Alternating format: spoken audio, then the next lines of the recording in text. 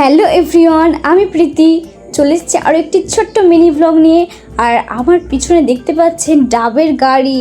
আজ আমাদের বাগানে ডাব পাড়তে এসেছিলো। তবে আমাদের না 16-17টা গাছ ছিল, তার মধ্যে 3-4টে গাছ কেটে দেওয়া হয়েছে। এখন 12-13টার মতন আছে।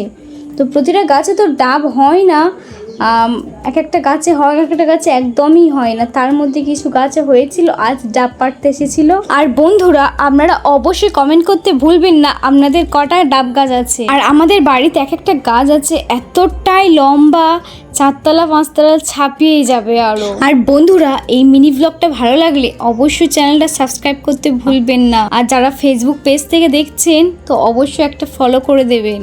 আর আপনাদের সাথে কথা বলতে বলতে কখন যে আমাদের গাছের সব ডাব কাটা হয়ে গেছে বুঝতেই পারিনি।